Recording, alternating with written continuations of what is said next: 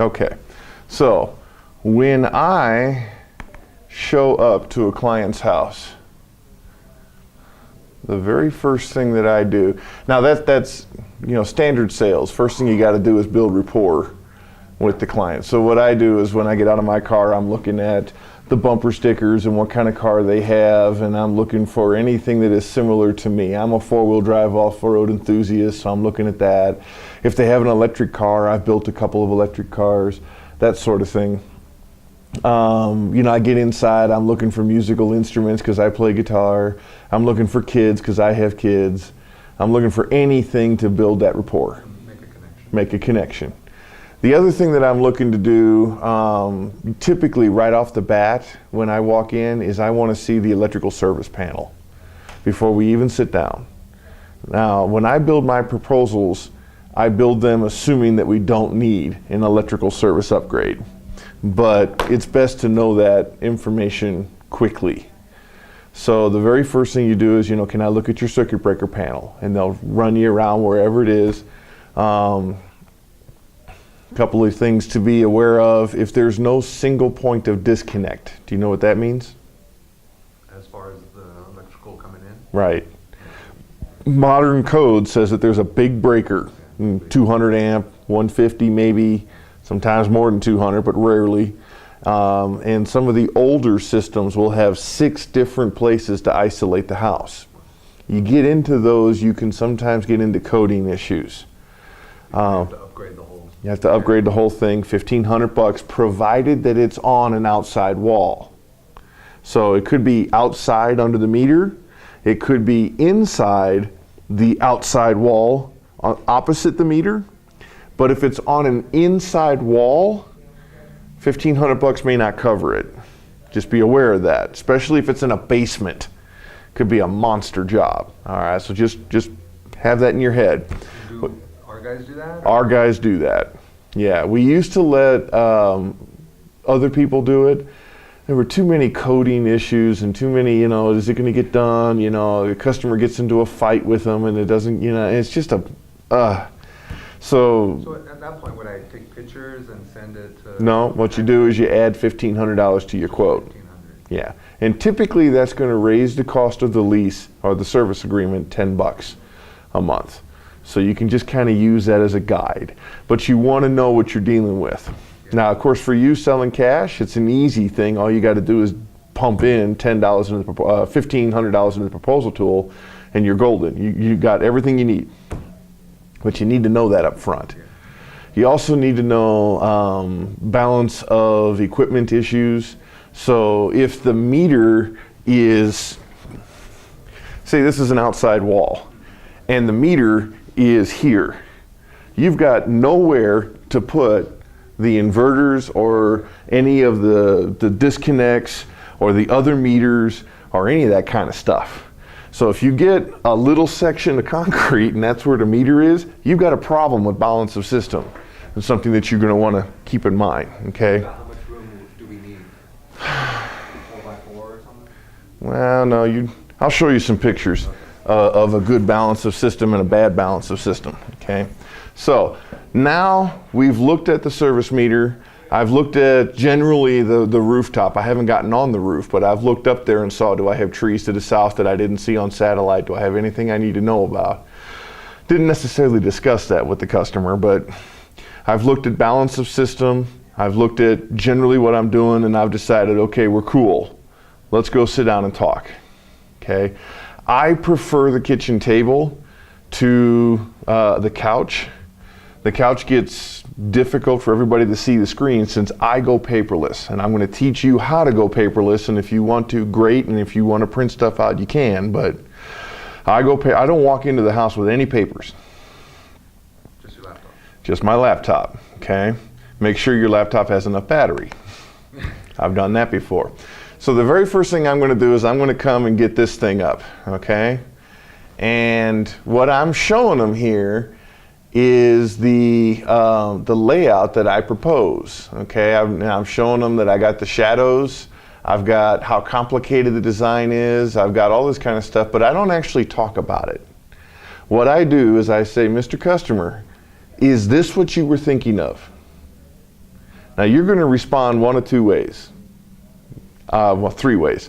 Yes, that was what I was thinking of. That tells me that you're an engineer, you've gotten another quote, you've done some homework, something's gone on.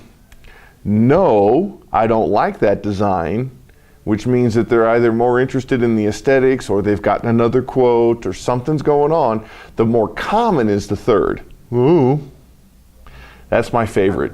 Haven't thought about it. They're into solar strictly to get the cost savings. You get a, oh, that's perfect. That's the guy you want. The other two, you got work to do. You got to figure something out, what's going on. So that's part of what I'm doing here.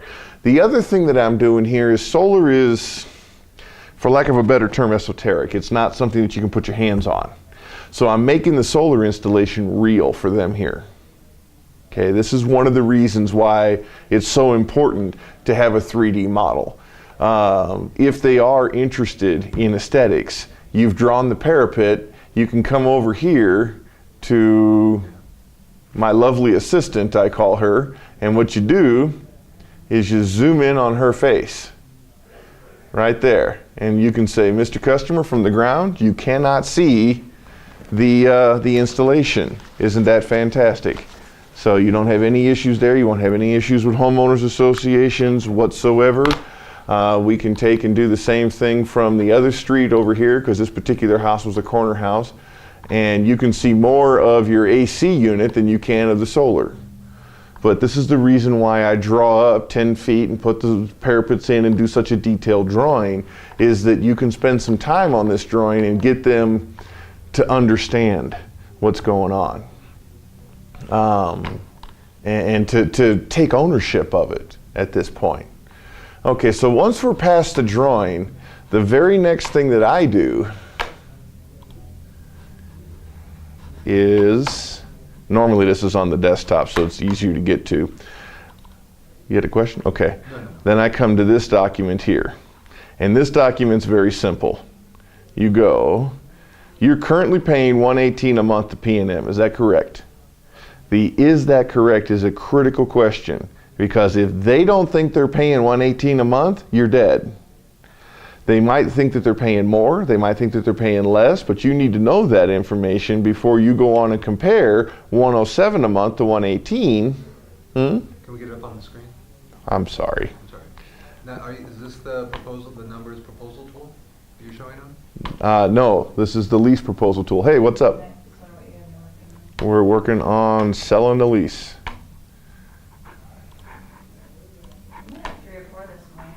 Right on. There you go. Okay, I apologize for that. I see it on my screen here. I assume it's up there. Okay, so you want to get the $118 a month and say, is that what you're paying per month? Get them involved in the conversation. All right. If they say, yep, that's about what I'm paying per month, then when you go and say, with no money invested at all, I can drop your payment to $107, saving you $18,851 a year. Will that work for you? With the will that work for you, that's your first test close.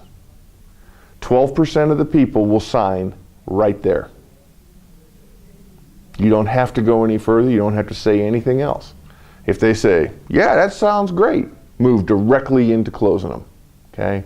But at this point, they may have questions. And at this point, they feel in control, but you're answering those questions. And after every question that they answer, will that work for you? Are you ready? Are you always test close? Always assume close after every question. And what will happen is I was running the 60% close ratio belly to belly. 40% of the people just can't close them right then and there. It just, they need a night to think about it. They got to, whatever. Okay, but 12% will close within the first 7 minutes. The rest of them will close after you get done answering their questions, and we'll go on. So let's assume that yeah? What kind of questions should I expect? Let's get into that. The most common is, it's too good to be true. Okay? You're telling me that a company is going to pay multi-thousands of dollars for a solar system, install it on my roof, and then charge me less money for that than what P&M is. I thought solar was expensive. Sounds like a reasonable objection. Let's show you how this works. Okay, this is when I get into the proposal tool, the numbers tool, and this is when I show them cash.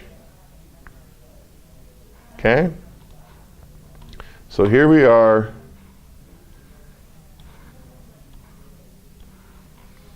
Okay, so if you were to buy this system outright, it would cost you $14,900 and change. Remember to add in the permit fees. Okay, so $14,900 and that's all I show them right off the bat. If you were to pay cash for the system, you'd pay $14,900. The next thing that you do is switch back over here to your presentation and you scroll down. If you make every payment on time for the life of the contract, you don't want to get into 25 years yet. For the life of the agreement, for the life of the contract, you will pay $32,235. But if you do nothing, you're going to pay P&M $67,541. You didn't think electricity was that expensive, did you? And you wait for them to respond. So that's why it's not too good to be true. If you buy the system, you're going to generate electricity for 5 or 6 cents a kilowatt hour. We're going to sell you that electricity at 15 cents a kilowatt hour, which is cheaper than what P&M is selling it to you right now. No money out of your pocket. I win because I get a retail system sold. I sell it to them. You win because you get cheaper electricity month one with no money out of pocket. Sunnova wins because they're making money on you in the long run. Well, and the customer wins too. They don't have to worry about maintenance or replacing equipment. You know, it really is a no-brainer. It really is. And when a customer says that to me, I make a big gesture. You know, but I can't say that to you. You have to come to that on your own conclusion. And Once the customer has, then you're pretty golden. Then you go right into it. So this seems like something you want to do. Boom, go into it. Right.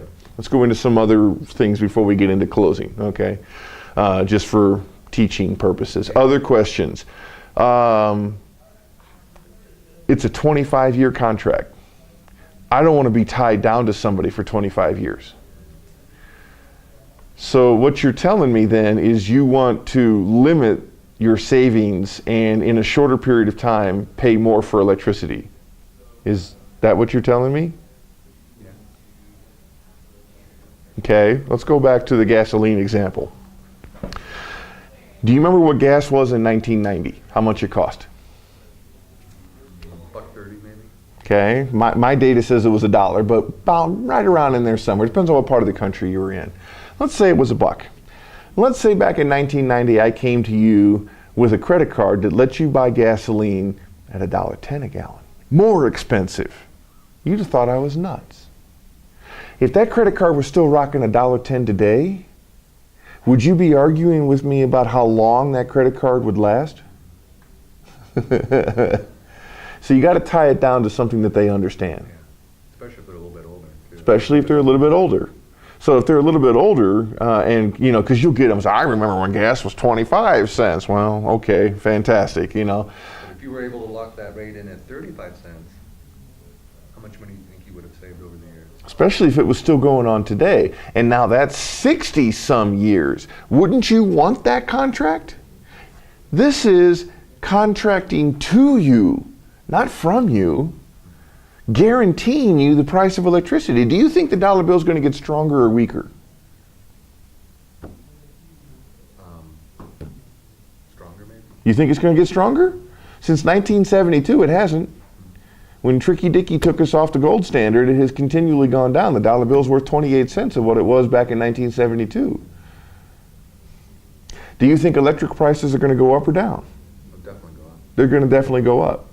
So if electrical prices are going up and the value of the dollar is going down, what's happening to your cost of living?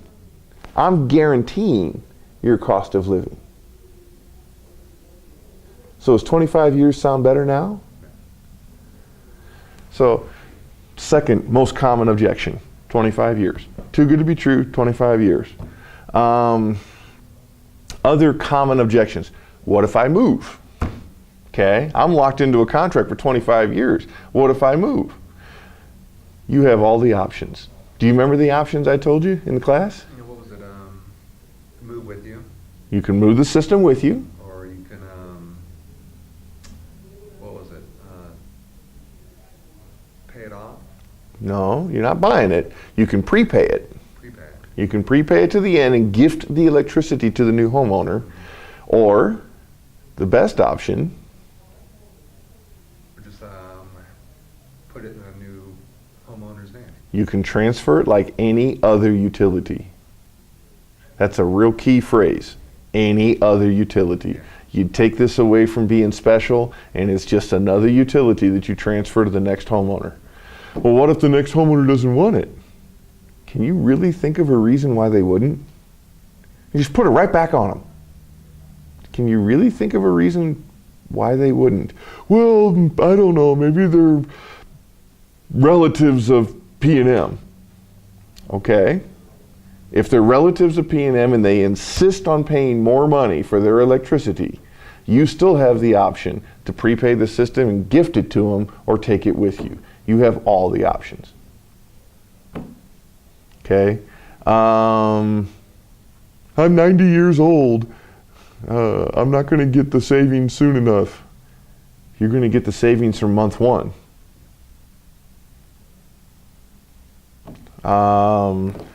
Let's see, down here at the bottom, there are some frequently asked questions. What happens if I move? What options do I have at the end of the agreement? At the end of 25 years, there are 3 things that can happen up here. 1, Sunnova can just walk away from the system. After 90 days of no contact between you two, it just defaults to becoming yours.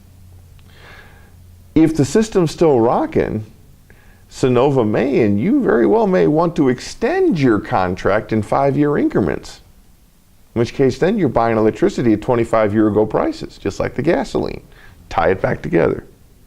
Or 3, you can tell Sunnova to come get it off your roof at their expense. Okay? So, those are the 3 most common. Other things that happen here: expert design and installation is us. System maintenance and warranty, you have so much more security getting into this than buying the system. Insurance is really cool. I'll get into that when we go over the contract. System monitoring, you get free monitoring with this agreement where there's no monitoring if you purchase it. And our performance guarantee, if it doesn't produce what we say it's going to produce, Sunnova's writing you a check while they're fixing it. Nobody's going to write you a check if your solar system isn't doing it if you own it. So, all right. So let's say that you agree, okay? Then what we do is we come over here to Nova Quotes, and right here is something that says create customer account. Okay? When you click this, it's going to send an email to whatever email address you have in the homeowner field. And that's going to open up their portal. All right? Let's see if I can open up a portal to show you what it looks like.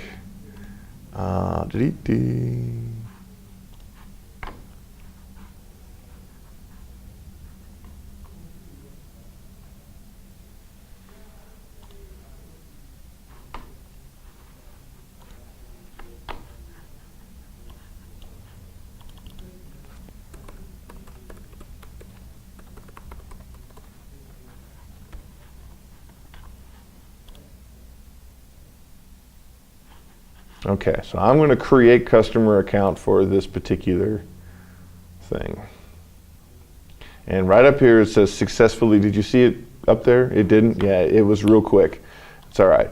So when we come up over here, and now we're on the customer's computer and we're waiting for it to show up. Sometimes what you have to do is update it. You have to let it run through the system. It sometimes takes a few minutes before it actually shows up. You get them excited about the system. if it doesn't show up, then what you do is see error checking for, oh yeah, that's because it's an old email address.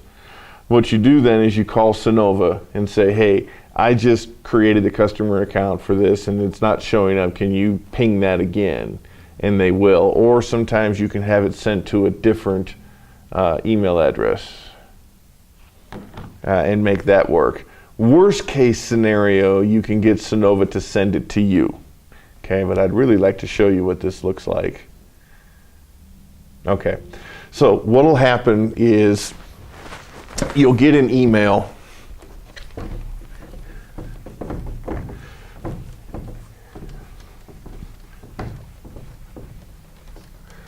And the email will have your username. First thing it's going to do is it's going to have HTTPS and whatever the hyperlink is. So all you got to do is click on the hyperlink, okay? But then your username is going to be the email address .Sunnova. So in this case it was .bg bear at gmail.com .Sunnova with 2 N's, okay? And then the password is a randomly generated password.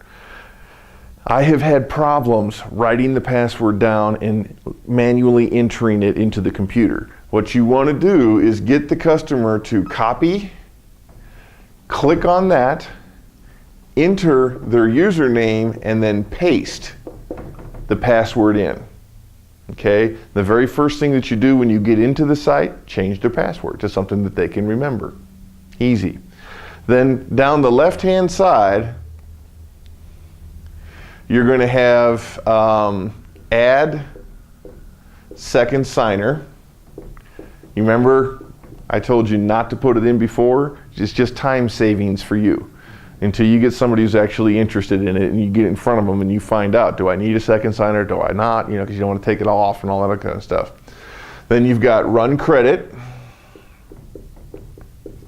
All you got to do is click on that, put in a little bit more information, social, birth date, how long you've lived there, and then you've got add contract.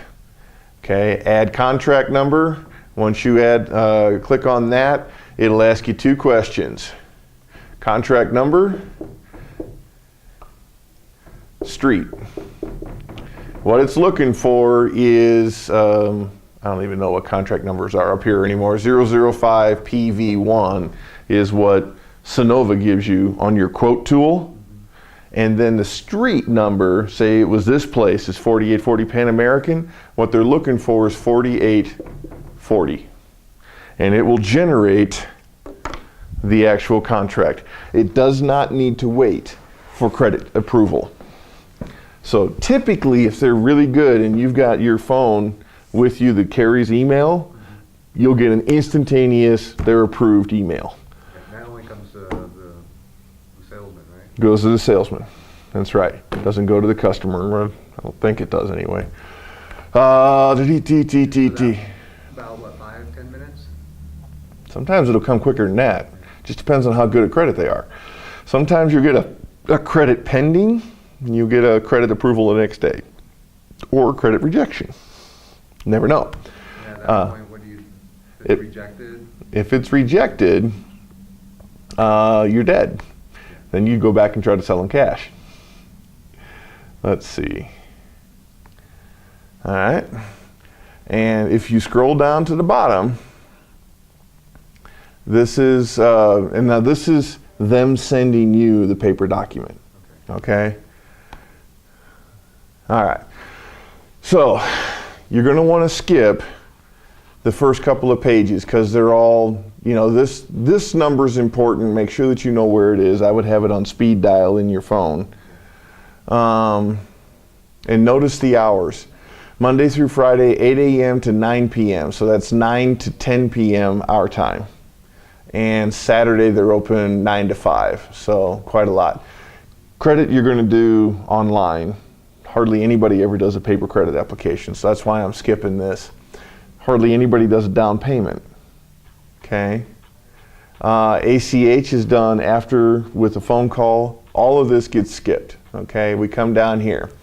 Mr. Customer, is this correct? Is this the correct address for you? Because if it's not, you're dead. Okay? If it's not, you need to stop and go fix it and resend and do everything again. All right. So this agreement does technically say lease, but it's not leasing a car. It is, I wouldn't lease a car on a bet. Okay? What you're doing is you're buying a certain amount of electricity for a certain amount of time at an agreed upon price, which is a service contract, but the legalese, the lawyers, they make us call it lease. Okay?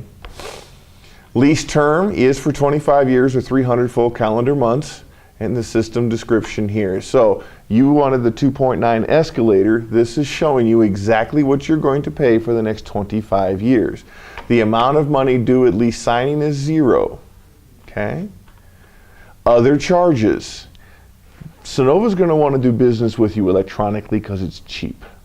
If you force them to hire a young lady to sit there and invoice you, lick a stamp, send you an envelope, wait for the check, deposit the check, see if it goes through, send you the, that costs money. They will work with you that way, but it's going to cost you $15 a month. If you let them simply take the money out of your account, you get this low price for electricity. Okay? Purchase option at the end of the lease term. Because of tax issues, there is no actual purchase option. You're not buying the system. You're buying electricity. Doesn't mean Sunnova won't walk away from it at the end of 25 years. Okay? Now, this is important. Anything in this 19-page document that has to do with the customer's obligations, you want to minimize. Anything that has to do with Sunnova's obligations, you want to maximize. You're not lying, but if you read this thing line for line, this thing is written by lawyers. You're going to scare them. Okay? So this is what I say. All right? Lease obligations. Essentially what this says is no touchy. Don't touch my system. Okay? It does say right here, keep the panels clean, but it's irrelevant up here. You keep in mind that Sunnova does business in 19 states and a territory. Some of those states have a lot of rain, like Hawaii, Puerto Rico, and big flat leaves can get stuck to the panel and you got to go up and get them cleaned off. Okay? Out here, we don't have that issue. So, no touchy. Now, I've just gone through all of this stuff. Okay? Now, would you say like maybe just keep an eye on the trees? You can. I wouldn't, but because it talks about it again later on. So, Sunnova agrees to, though, schedule the installation of the system at a mutually convenient date and time. We're going to construct the system according to written plans that you review. Have you ever gotten business cards or any printing done and they send you a proof before they touch it? Same thing. We're going to send you a map of your house similar to this, except for it's going to be on permits and it's going to have actual measurements on it. And you'll get to say, yes, I like that, no, I don't. Why that's important? I had a customer one time that had only one wall that they could put a ladder against to get up on the roof to do air conditioning maintenance. And where I had the panel was the only place that they could get up, so we had to move one panel. We wouldn't have known that if we hadn't handed them a piece of paper saying, this is what it's going to look like. Pretty cool, huh? Okay? See, I'm maximizing what's happening for you. Okay? We're going to provide you with web-enabled meter to accurately measure the power. We're going to notify you if the system design has to be materially changed. So what that means is that everything up to this point has been theoretical. I haven't been on your roof. We're going to send out a solar designer, Devin. He's going to get on your roof and he's going to take all the specific measurements. And if he comes back and says, Scott, you're smoking bananas, we can't do this. You got shading over here, you got whatever. Then we're going to notify you with a system change. If it's more than 10%, you're out of it doesn't bother you. So either my design holds or you're safe. All right?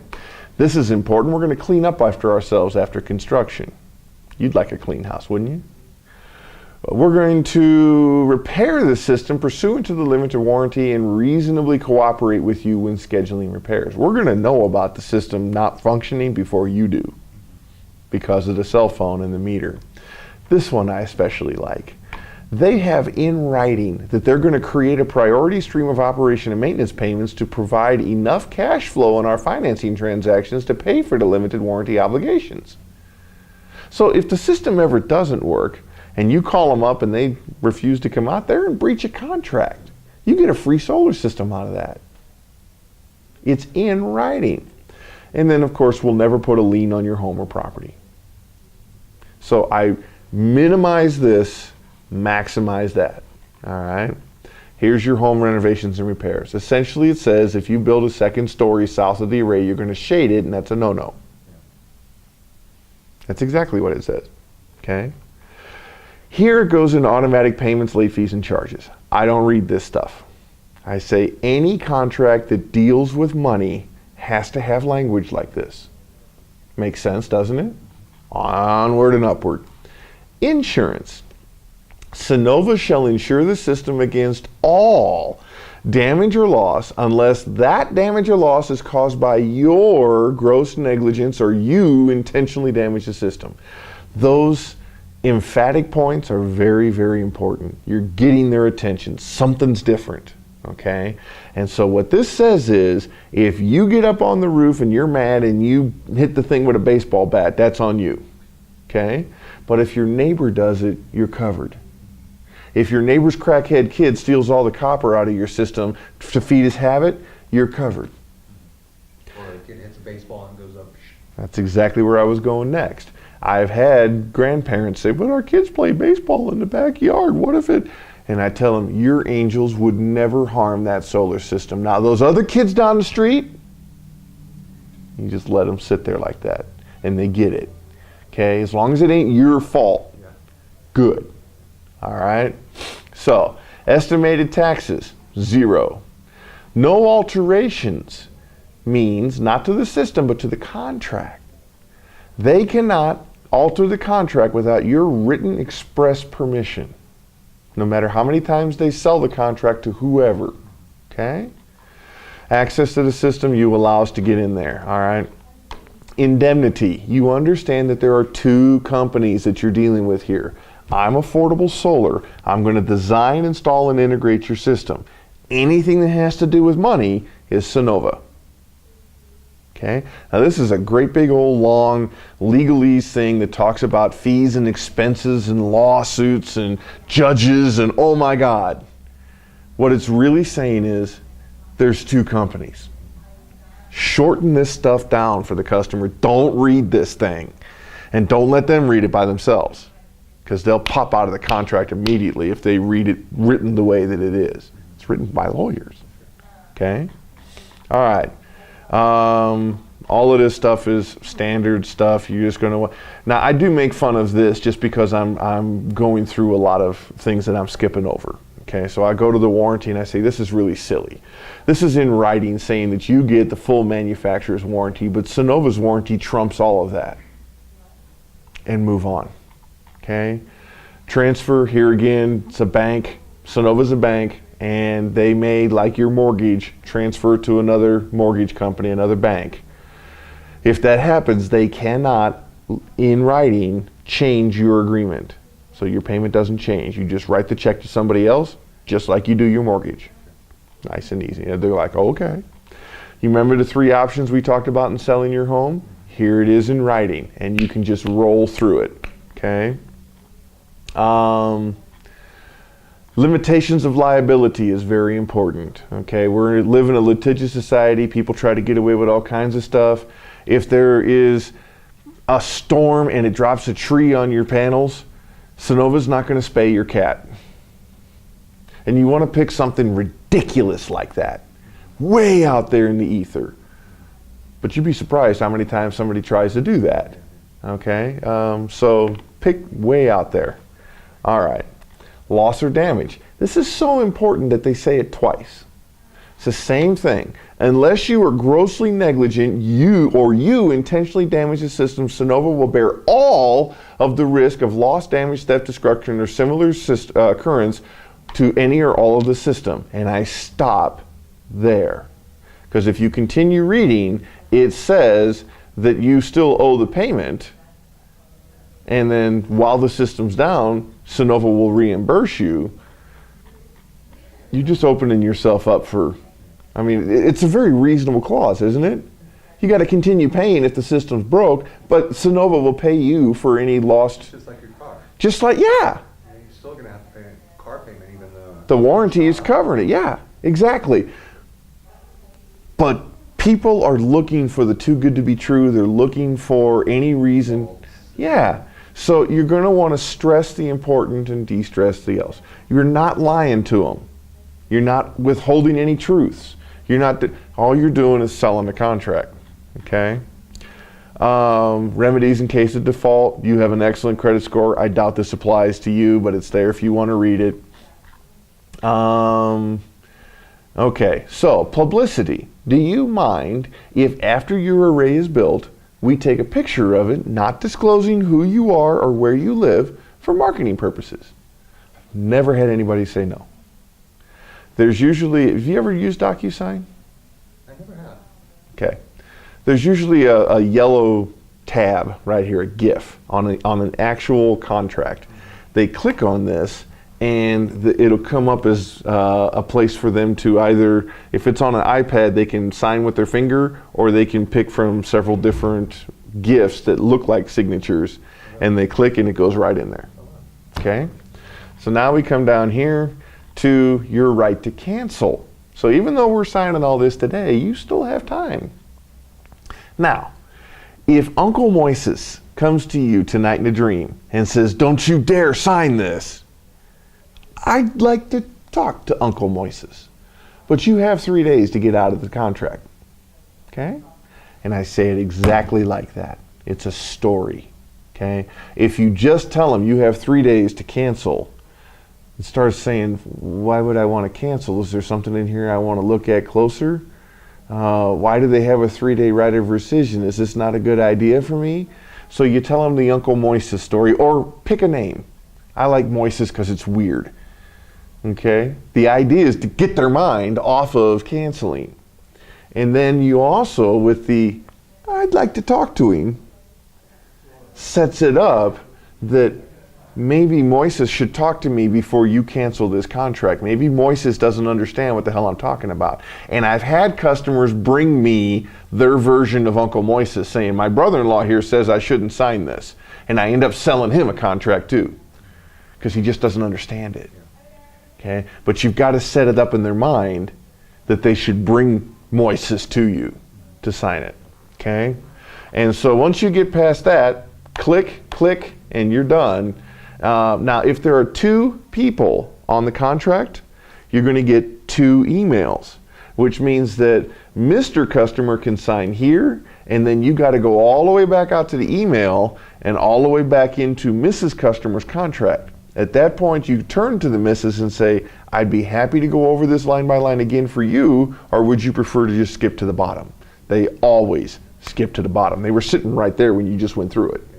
So you do 2 contracts, so you don't have them sign? Well, when you call up Mrs. Contract, his signature, his digital signature is going to appear here. But she has to sign separately, and it's a separate email. Okay? All right.